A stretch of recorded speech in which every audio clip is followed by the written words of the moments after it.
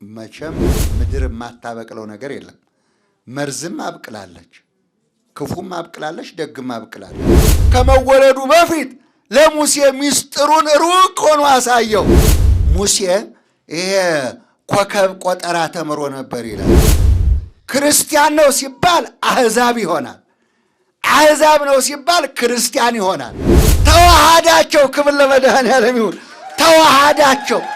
ከዛስ በኋላ 72 ቋንቋ ተናገሩ። ነፍስና ስጋ የተዋሃዱት አራቱና ሶስቱ ሲለያዩ ግን ሰው ምን ይሆናል? በድን። አሁን ለምንድን ነው በጽጌ ማህሌት የሚቆመው? የዜማ ጊዜ ደረሰ። 40 ቀን ይዜማል፣ ይመሰገናል። ክረምት አልፏል። የግብፅ ጣዖቶች ራዱ፣ ተንቀጠቀጡ፣ ተዋረዱም ይላል። ክብር ለመድኃኔዓለም ይሁን። አንደኛው ጣዖት ለማጥፋት፣ ሁለተኛው ተዋህዶን ለመትከል ነው ግብፅ የገባ። ዛሬም ትዕቢት ያለ ወገኔ ተዋርደሃል፣ ወድቀሃል።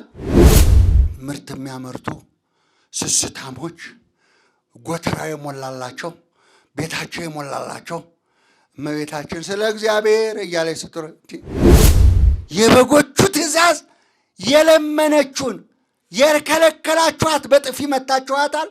የሰጣችኋት ደግሞ በዚች 40 ቀን ለካህናት ለድሃ የመጸወታችሁ ሰጥታችኋታል።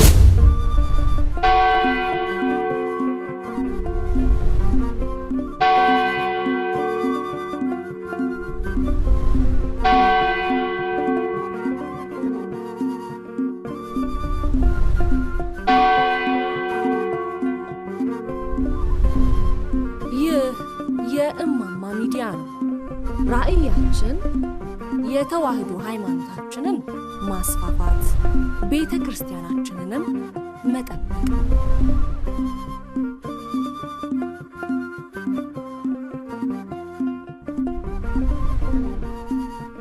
መምህራችን ሊቀ ትጉሃን ገብረ መስቀል ኃይለ መስቀል የዕለቱን ትምህርት ያስተምሩናል። እግዚአብሔር አምላካችን ለሁላችን አስተዋይ ልቦና ያድለን። ወደ መምህራችን። በስመ አብ ወወልድ ወመንፈስ ቅዱስ አሃዱ አምላክ አሜን። የተከበሩ አባታችን የዚህ ቤተ ክርስቲያን ዋና አስተዳዳሪ፣ የተከበራችሁ ከሩቅም ከቅርብም በእግዚአብሔር ፈቃድና ቸርነት በዚህ ስፍራ የተገኛችሁ የእግዚአብሔር ልጆች እንደምን ከረማችሁ?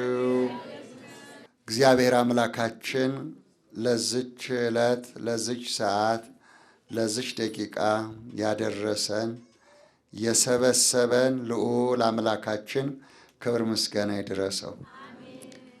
አበቦች በምድር ላይ ተገለጡ። መኃልየ ዘሰሎሞን ምዕራፍ 2 ቁጥር 11 ላይ ያለ ኃይለ ቃል ነው። እንግዲህ ሰሎሞን አበቦች በምድር ላይ ተገለጡ ይላል።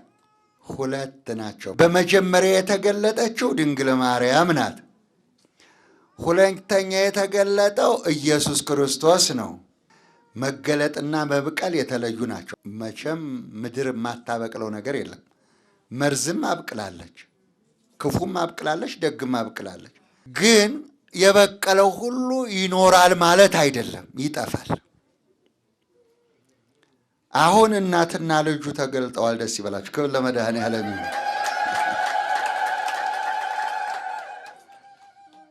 አበቦች በሉ በምድር ላይ ተገለጡ። አንድ ብቻ እንዳይል ተገለጠ ወይም ተገለጠች እንዳይል ሁለቱን አንድ አደረጋቸው። በምን ምክንያት አንድ አደረጋቸው? በተዋህዶ። ከስጋዋ ስጋን ከነፍሷ ነፍስን ተነስቶ ምን ሆነ? ተዋሃደ፣ ስጋ ለበሰ። ተዋህዶ ስጋ ለብሶ ተገለጠ። ደስ ይበላችሁ። ክብር ለመድኃኔዓለም ይሁን። ስጋ ለብሶ። ስለዚህ አበቦች በምድር ላይ ተገለጡ ነው ያለው። ሁለቱ አንድ መሆናቸውን መዋሃዳቸውን በተዋህዶ መገለጡን ነው የሚያሳየን። ጌታችን መድኃኒታችን ኢየሱስ ክርስቶስ ከመምጣቱ በፊት፣ ከመዋሃዱ በፊት፣ ከመውረዱ በፊት፣ ከመወለዱ በፊት ለሙሴ ምስጢሩን ሩቅ ሆኖ አሳየው። ኦሪት ዘጸአት ምዕራፍ 3 ላይ እንዲህ የሚል ቃል እናገኛለን። ሙሴ ሙሴ የእግርህን ጫማ አውልቀ ወደ ሲና ተራራ ውጣ። ለሱ መጀመሪያ ተዋህዶን እንዴት እንደገለጠለት መጀመሪያ ምንህን አውልቅ። አያችሁ፣ የእግሩን ጫማ ብቻ አልነበር፣ ከአእምሮ ያለውን ነገር ሁሉ አውልቆ እንዲጥል ነው። ወደ ቤተ ክርስቲያን ስትገቡ ሁለንተናችሁን አውልቃችሁ መጣል ያስፈልጋል። ሙሴ ይሄ ኮከብ ቆጠራ ተምሮ ነበር ይላል። ጥበብ ነው ይሏችኋል። ጥበብ ማን ነው?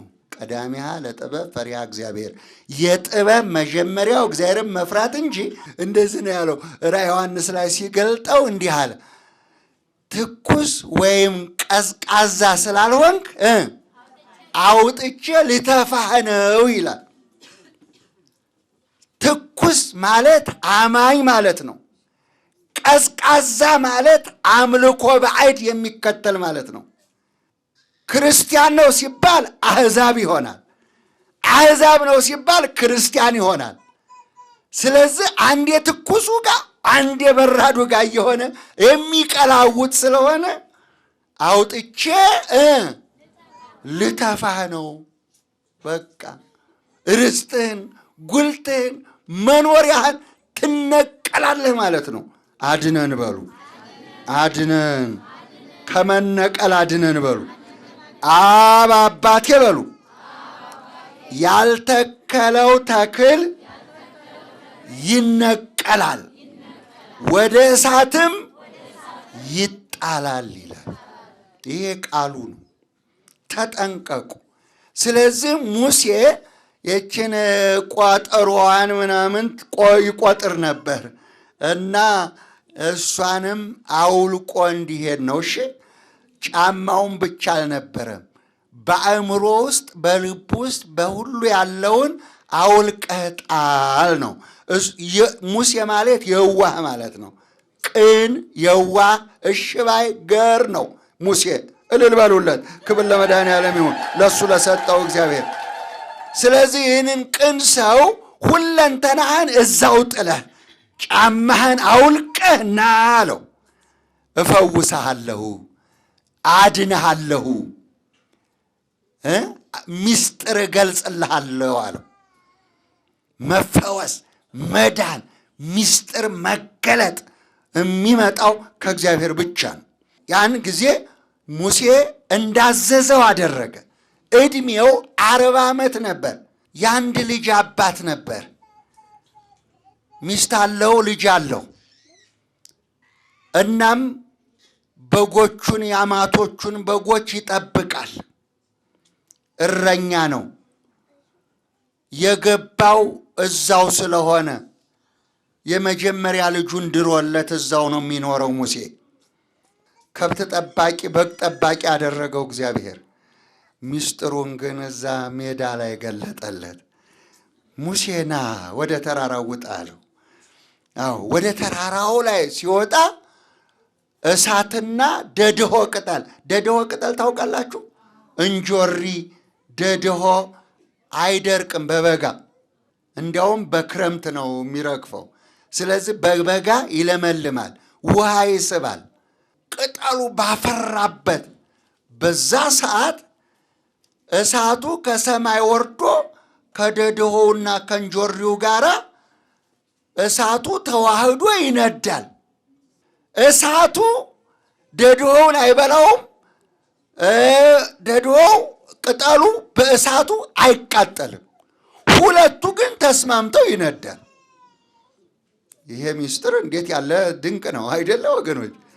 እሳት እየነደደ ቅጠል አይቃጠልም። እሳቱ እየነደደ እሳቱና ቅጠሉ ተስማምተው ጌታዬ ይሄ ነገር ምንድን ነው አለ። ምንድን ነው ግለጽልኝ አለው። ይህንን ኋላ ታየዋለህ አለው። ዛሬ ግን ምስጢር ነው፣ ይሄ ግን የሚገለጠው ኋላ ነው አለው። ልብ በሉ፣ ደድሆ ያ ቅጠሉ ድንግል ማርያም ነበረች። እሳቱ እግዚአብሔር ነበር፣ የእግዚአብሔር ቃል ነበር። ልብ በሉ እንግዲህ ከሰማየ ሰማያት ወርዶ ከድንግል ማርያም 9 ወር ከ5 ቀን ስትጸንሰው እሳቱ አልበላትም። ክብር ለመድኃኔዓለም ይሁን። እሳትና ሥጋ ተዋሃዱ፣ ደምና ሥጋ ተዋሃዱ። ያንን እርጥቡን ቅጠል እንዳላቃጠለው ድንግል ማርያም ደግሞ 9 ወር ከ5 ቀን ተሸከመችው። ክብር ለመድኃኔዓለም ይሁን። ክብር ለወላዲተ አምላክ ተሸከመችው። ያን ምስጢር ያየው በተዋህዶ ነው። ዛሬም ለእኛ ምስጢሩ ይገለጽልን። ለእኛ በአይነ ልቦና ነው። በአይን እንደዚህ ማየት አያስፈልገንም። ለእኛ በአይነ ልቦና እንዲሳል፣ በአይነ ልቦና እንዲገለጽልን ነው የሚያስፈልገው። ሁለተኛውን ተዋህዶ ያ ምሳሌ ነው። ደግሞ ተግባራዊውን ደግሞ ላሳያችሁ። ዮሐንስ ወንጌል ምዕራፍ 1 ቁጥር 14 ቃል ሥጋ ሆነ ጸጋና እውነት ተሞልቶ በእኛ አደረ። ተዋህዶ ማለት ይሄ ነው። ክብር ለመድኃኔዓለም ይሁን። መልአኩ ይዞት የመጣው ቃል ብቻ ነው። ደምና ሥጋውስ ከእመቤታችን ከድንግል ማርያም የነሳው ነው። ክብር ለመድኃኔዓለም ይሁን። ቃል ሥጋ ሆነ እኮ ነው። ያ ቃል ከሰማይ ወረደ። ትጸንሻለሽ፣ ወንድ ልጅም ትወልጃለሽ፣ ስሙንም ኢየሱስ ትይዋለሽ ያለው ቃል ነው። ክብር ለመድኃኔዓለም ይሁን። ያ ቃል ተዋህዶ። ሰውና እሳትስ እንዴት ይዋሃዳሉ? ሦስተኛውን ላሳያችሁ። የሐዋርያት ሥራ ምዕራፍ 2 ቁጥር 1 ጀምራችሁ ተመልከቱ። 120ዎቹ በዝግ ቤት ነበሩ።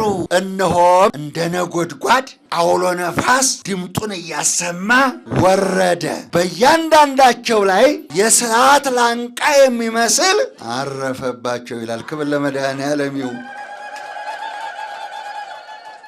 ያ እሳት በ120ዎቹ ላይ አርፏል። ተዋሃዳቸው። ክብር ለመድኃኔዓለም ይሁን። ተዋሃዳቸው። ከዛስ በኋላ 72 ቋንቋ ተናገሩ። ጌታችን ኢየሱስ ክርስቶስ ፍጹም ሰው ፍጹም አምላክ ነው፣ እሱ እግዚአብሔር ነው ብለው መሰከሩ። ሁሉም በተወለደበት ቋንቋ ሰማቸው። ክብር ለሱ ይሁን። እሳት ሲዋሃድ ሸክላው ይጸናል። ሸክላው በእሳት ይተኮሳል። ያ ሸክላ ሐዋርያት ነበሩ። እሳት ወረደና ምን አደረጋቸው? አጸናቸው። ክብር ለመድኃኔዓለም ይሁን። አጸናቸው። ከዛ በኋላ ነው ከክርስቶስ ፍቅር የሚለየኝ ማን ነው? ረሃብ ነው? ጥም ነው? ሰይፍ ነው? መራቆት ነው? መዋረድ ነው? መራብ ነው? መጠማት፣ መሰደድ? ከክርስቶስ ፍቅር የሚለየኝ ማን ነው አሉ። ያን ጊዜ ግን ፈርተው ነበር። አዳራሹን ዘግተው፣ በሩን ዘግተው፣ መስኮቱን ዘግተው 10 ቀን እህል ውሃ ሳይበሉ እደጅ ሳይወጡ እንደ ጌታ ኢየሱስ ክርስቶስ ይገሉናል፣ ይሰቅሉናል፣ ይቆራርጡናል ብለው ፈርተው በዛ ዝግ ቤት ውስጥ ተቀምጠው ነበር። የእኛ ጌታ ሲመጣ ከ10 ቀን በኋላ መንፈስ ቅዱስን እስክትለብሱ በዚህ ጠብቁ ብላቸው ነው። መንፈስ ቅዱስ ሲወርድ ሲፈስ ሁሉ ጸና፣ በሩም መስኮቱም ተከፈተ። ክብር ለመድኃኔዓለም ይሁን። ከዛ በኋላ ወጥተው 2 እየሆኑ የክርስቶስን ኃይል ስልጣን ይመሰክሩ ጀመር ማለት ነው። ሌላ የመጨረሻው በቅዳሴ ማርያም ያለውን አብ እሳት ነው፣ ወልድ እሳት ነው፣ መንፈስ ቅዱስ እሳት ነው። እኔና እናንተ የዚህ እሳት ማደሪያዎች ሆነናል። ክብር ለሱ ይሁን። እንኳን ደስ አላችሁ። አብ ወልድ መንፈስ ቅዱስ ያደረበት ሰው ሁሉ ሰው ማለት 7 ባህርያት ያለው ማለት ነው። ሰው ማለት ነው። በስጋው 4 በነፍሱ 3 ነፋስ፣ እሳት፣ ውሃ፣ መሬት፣ ምድራዊ ናቸው። ልባዊት፣ ነባቢት፣ ሕያዊት፣ ነፍሳዊ ናቸው። እነኚህ 7 ነገሮች እንደ አንድ ተዋህደው ነፍስና ስጋ በአንድ ተዋህደው እንኖራለን። ክብር ለመድኃኔዓለም ይሁን። አዎ እነዚህ የተዋሃዱት ነፍስና ስጋ የተዋሃዱት 4ቱና 3ቱ ሲለያዩ ግን ሰው ምን ይሆናል? በድን፣ አስከሬን፣ ሞተ፣ ተቀበረ እንላለን። አለቀ። ተለያዩ፣ አለቀ። አሁን ግን በተዋህዶ ጸንተዋል አይደለም? ተዋህዶ ማለት ይሄ ነው። ስለዚህ በተዋህዶ አንድ ስለሆኑ አበቦች በምድር ላይ ተገለጡ። አዎ የመጀመሪያዋ አበባ ክብር ለእሱ ይሁን ድንግል ማርያም ናት። አዎ አበባ ተብላለች። ጽጌ ማለት አበባ ማለት ነው። የተገለጠ አበባ፣ የማይረግፍ አበባ፣ የማይጠፋ አበባ። እነዚህ በምድር ላይ የበቀሉት አበቦች በ2 ወር ይረግፋሉ፣ በ2 ወር ይጠፋሉ። እመቤታችንስ የማይጠወልግ የማይጠፋ አበባ በምድር ላይ ተገልጧል። ክብር ለመድኃኔዓለም ይሁን። ይሄ የተገለጠ ወገን። አዎ አሁን ለምንድን ነው በጽጌ ማህሌት የሚቆመው? እነሆ ክረምት አለፈ፣ ዝናቡም አልፎ ሄደ፣ የዜማ ጊዜ ደረሰ። ክብር ለመድኃኔዓለም ይሁን። የዜማ ጊዜ ደረሰ። 40 ቀን ይዜማል፣ ይመሰገናል። ክረምት አልፏል፣ ዝናቡም አልፏል፣ አልፎ ሄዷል። የዜማ ጊዜ ደርሷል። አቤት ያ ሰለሞን፣ ያ በምድር ላይ ጥበብ የተገለጠለት። አዎ እኔ ታናሽ ብላቴና ነኝ፣ እባክህ እግዚአብሔር ሆይ በምድር ላይ ሕዝቡን የምመራበት የማስተዳድርበት ጌታ ሆይ ገንዘብ ስጠኝ፣ ስልጣን ስጠኝ፣ ሀብት ስጠኝ ብዬ አልለምንህም፣ ጥበብ ስጠኝ አለ። ክብር ለመድኃኔዓለም ይሁን።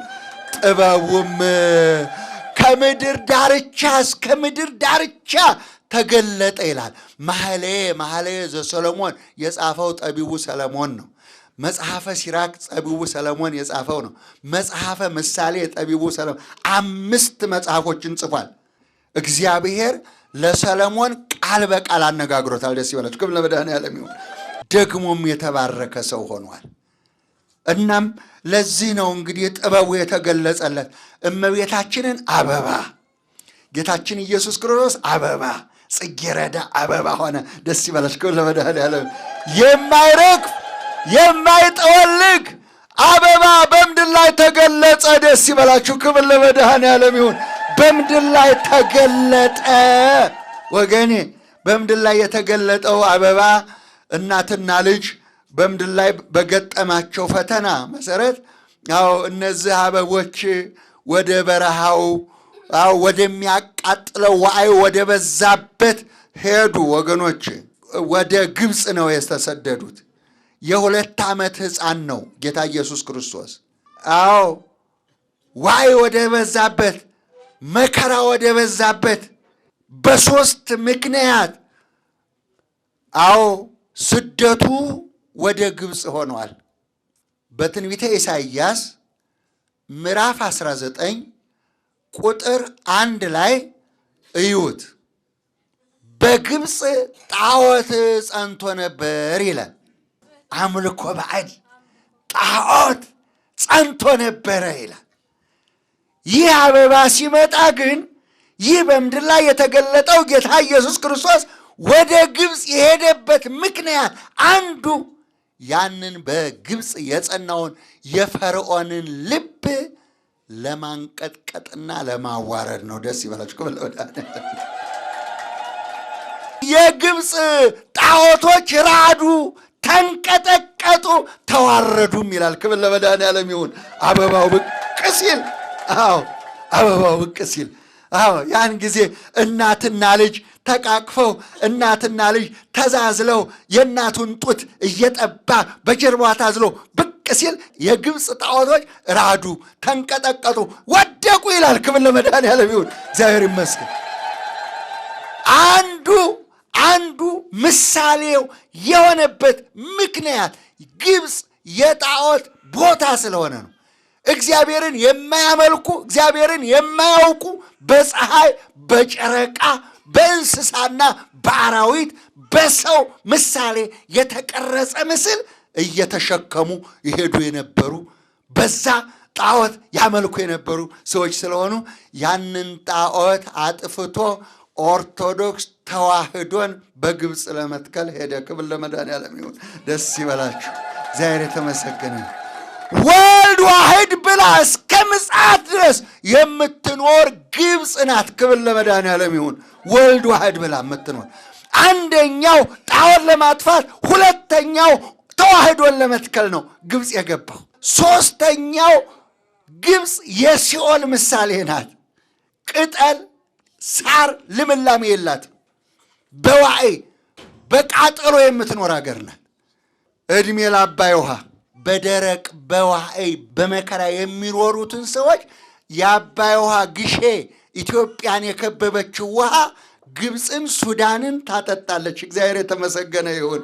ልምላሜ ውሃ የሚያገኙት ከዚህ ነው።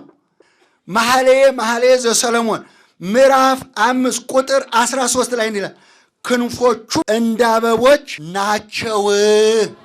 የእኛ ጌታ ክንፍ አለው። ክብር ለመድኃኔዓለም ይሁን። ወደ ግብፅ የሚበርበት ክንፍ አለው። ወደ ሲኦል ይወርድ ስለነበረ የምድሪቱን ሲኦል ሄደባት፣ ተሰደደባት። ልጄ በፈጣን ደመና ወደ ግብፅ ወረደ ይላል። በግብፅ ተገኘ፣ በፈጣን ደመና በእነዚህ ክንፎች ተገኘ። አሁን እነ ዮሴፍ እነ ሰሎሜ ክንፎቹ ናቸው። ቅዱሳን መላእክት ክንፎቹ ናቸው። ክብር ለመድኃኔዓለም ይሁን። ጊዜው እስኪደርስ ድረስ ግብፅ 3 ዓመት ከ6 ወር ተሰዶባት ነበር። ኋላ ግን እነሆ ከ9 ሰዓት ኋላ ነፍስና ስጋውን ለይቶ ወደ ሲኦል ወረደ ይላል። ክብር ለመድኃኔዓለም ይሁን። በሲኦል የነበሩ ነፍሳትን ሊያወጣ ወደ ሲኦል ወረደ። ሲኦል ተገኘ። ሰላም ለኩልክሙ አላቸው። ክብር ለመድኃኔዓለም ይሁን። ሰላም ለኩልክሙ። አዳም ደግሞ በድጋሚ የመጀመሪያው ካህን አዳም ተንሱ ለጸሎት አለ ልጆቹን። ክብር ለመድኃኔዓለም ይሁን። ተንሱ ለጸሎት አዳም ተንሱ ለጸሎት አለ። ጌታ ኢየሱስ ክርስቶስ በሲኦል በጨለማው መካከል ሲኦል በራች ይላል። ክብር ለመድኃኔዓለም ይሁን። ሲኦል በራች፣ በብርሃን ተጥለቀለቀች። ያን ጊዜ አባታቸው መጣ። ሰላም ለኩልክሙ አለ። ይህ አበባ አበራ በሲኦል። ክብር ለመድኃኔዓለም ይሁን። አበራ፣ አንጸባረቀ ወገኔ። ያን ጊዜ በዛ 5500 ዘመን ተፈርዶባቸው የነበሩ በሲኦል የነበሩ ነፍሳት ወጡ። ክብር ለመድኃኔዓለም። ኃያላኑን ከፍ ከፍ ብለው የነበሩትን ዝቅ ዝቅ አደረጋቸው። ዲያብሎስ እኮ ነው በሰው ነፍስ ላይ ነግሶ የነበረው። እነሆ ባዶ እጁን ቀረ። ክብር ለመድኃኔዓለም። ጸሎተ እግዝእትነ ማርያም ላይ ተጽፎላችኋል። ትዕቢተኞችን አዋረዳቸው። ዛሬም ትዕቢት ያለ ወገኔ ተዋርደሃል፣ ወድቀሃል። ትምክህተኛ፣ ትዕቢተኛ፣ ሐሰተኛ ዛሬ ወዳቂ ነው፣ ወዳቂ ነው። በራስህ የተመካ ትምክህተኛ፣ ሐሰተኛ፣ ትዕቢተኛ የዲያብሎስ ልጆች ወድቀዋል። እግዚአብሔር ይሰውራችሁ። ጌታችን ኢየሱስ ክርስቶስ እንዲህ አለ። የሉቃስ ወንጌል ምዕራፍ 12 ቁጥር 27 አበቦች እንዴት እንደሚያድጉ ተመልከቱ፣ አይደክሙም፣ አይፈትሉም። ነገር ግን እላችኋለሁ ሰለሞንስ እንኳ በዛ ሁሉ ክብሩ ከነዚህ እንደ አንዱ አልለበሰም ይላል። አያችሁ፣ ተመልከቱ። አሁን እንግዲህ በምድር ላይ ሳይፈትሉ ሳይደክሙ በተፈጥሮ አበቡ አማሩ። አሁን እምላችሁ እነዚህ ምድር ላይ የበቀሉትን ነው። አደይ አበባውን ነው። ይሄን አበባውን ነው። ሰለሞን ደግሞ ከነዚህ እንዳንዱ አልሆነም። እነኚህ በተፈጥሮ ያጌጡ ናቸው። ሰለሞን ግን እነኚህን አርአያ ምሳሌ አብነት አድርጎ ነው የለበሰው። ከዚህ የበለጡ አበቦች ግን ማናማ ናቸው? እናትና ልጅ ድንግል ማርያምና ጌታ ኢየሱስ ክርስቶስ በምድር ላይ የተገለጡ አበባዎች ናቸው። ደስ ይበላችሁ። ክብር ለመድኃኒዓለም። በምድር ላይ የተገለጡ አበባዎች። አዎ ለዚህ ነው አበቦች በምድር ላይ ተገለጡ። ስለዚህ 3 ዓመት ከ6 ወር በግብፅ ከተሰደደ በኋላ 3ቱን ነገር ፈጸመ። ጣዖትን ነቀለ፣ ተዋህዶን ተከለ፣ ሲኦልን ደመሰሰ። ደስ ይበላችሁ ለመድኃኒዓለም። አዎ ግብፅ የተሰደደበት ምክንያት ይሄ ነው። ስለዚህ አሁን እኔና እናንተ 2 ነገር ታዘናል። ለእረኞችና ለበጎች ትእዛዝ ወጥቷል። በነገረ ማርያም በሕገ ቤተ ክርስቲያን ለእረኞቹ አባ ጽጌ ድንግል ማኅሌተ ጽጌ ሰራላቸው። በደብር ዜና ማርቆስ በአቡነ ዜና ማርቆስ ገዳም ማኅሌተ ጽጌ ተመሰረተ። ክብር ለመድኃኒዓለም ይሁን። በሳቸው ገዳም ነው 40 ቀን ዘግተው ማኅሌተ ጽጌ ተገለጸላቸው። ስለዚህ ማኅሌተ ጽጌ ለካህናት ለእረኞቹ ከበሮውን መጥተው አበባውን ይዘው ጽጌረዳውን ይዘው ሌሊቱን ቆመው በማሸብሸብ ላባቸው ሲንቆረቆር በመሐረቧ እየጠረገች ከነሱ ጋር አለች። ለወላዲተ አምላክ ምስጋና አቅርቦ በሆነ እግዚአብሔር የተመሰገነ። አሁን ለእኔና ለእናንተ ደግሞ ለበጎቹ ልመና አቀረበች። ያላችሁን ስጡኝ።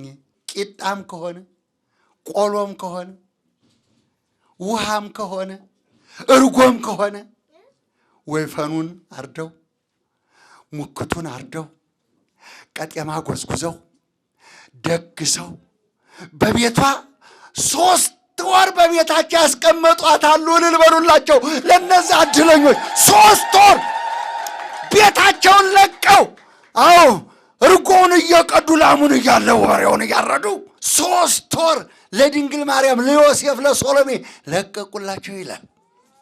ምርት የሚያመርቱ ስስታሞች ጎተራ የሞላላቸው ቤታቸው የሞላላቸው እመቤታችን ስለ እግዚአብሔር እያለች ስትሮ እነ ኮቲባ ደግሞ መጥቷት ላንቺ ውሃ አንቺ ጥፊ፣ ላንቺ እህል አንቺ ጥፊ እያሉ የሰደቧት ያዋረዷት ዛሬ በማኅሌተ ጽጌ የማይመጸውት በግ የማይሰጥ በግ ካለ ወድቃችኋል።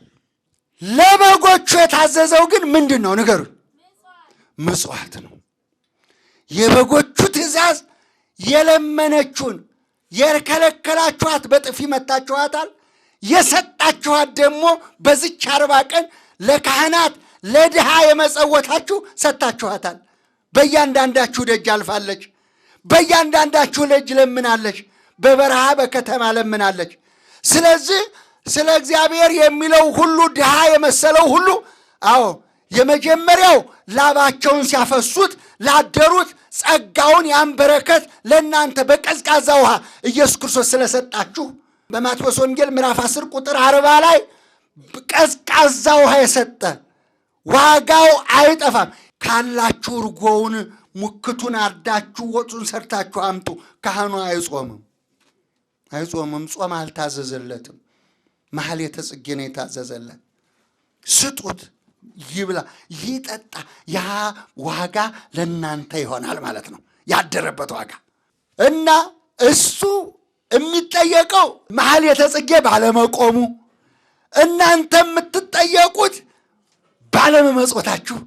ነገረ ማርያም ላይ ቁጭ ብሎ ተጽፎላችኋል። እውነተኛውን መንገድ ተከተሉ። 7 አጽዋማት አለ። ያው በገና ጾም፣ በገሃድ፣ በነነዌ፣ በአብይ ጾም፣ በጾመ ሐዋርያት፣ በጾመ ድህነት፣ በፍልሰታ ጾም እነኚህ 7 አጽዋማት አዋጅ ነው። የኦርቶዶክስ ተዋሕዶ አዋጅ ነው። ያንን መጾም ግዴታችሁ ነው ማለት ነው። ስለዚህ አበቦች በሩ በምድር ላይ ተገለጡ። ድንግል ማርያምና ጌታ ኢየሱስ ክርስቶስ በምድር ላይ ተገለጡ። ጨለማውን ሊያስወግዱ ነፍስን ነፃ ሊያወጡ በምድር ላይ ተገለጡ። ላስተማረን፣ ለመከረን፣ ለገሰጸን ለልዑል አምላካችን ክብር ምስጋና ይድረሰው። ቃለ ሕይወት ያሰማልን፣ ቃለ ሕይወት ያሰማልን፣ መንግሥተ ሰማያትን ያዋርስልን። ለገሰጸን ላስተማረን ለልዑል እግዚአብሔር ክብር ምስጋና ይሁን። በእውነት አባታችንን ዕድሜና ጸጋውን ይስጥልን። ለእናንተም ደግሞ መታችሁ እዚህ ቦታ ላይ ስለቆማችሁ፣ ቃሉን ስለሰማችሁ፣ ስለተባረካችሁ፣ በቃሉ ስለተገሰጻችሁ፣ በእውነት ወደ እግዚአብሔር እንድትቀርቡ ስለሆናችሁ፣ በቅድስት እመቤታችን ፊት ቆማችሁ አማልጅን ብላችሁ ስለተማጸናችሁ እንኳን ደስ አላችሁ። የሰማነውን በዘነ ልቦናችን ያሳደረብን፣ ሀገራችንን ሰላም ያደርግልን። ያዘኑት የተከዙትን እግዚአብሔር አምላክ ያጽናናልን። አባቶቻችንን ካህናትን አያሳጣን። አባቶቻችን ጳጳሳትን አያሳጣን። ክርስቲያኖች ወገኖቻችንን ያብዛልን። አቡነ ዘበሰማያት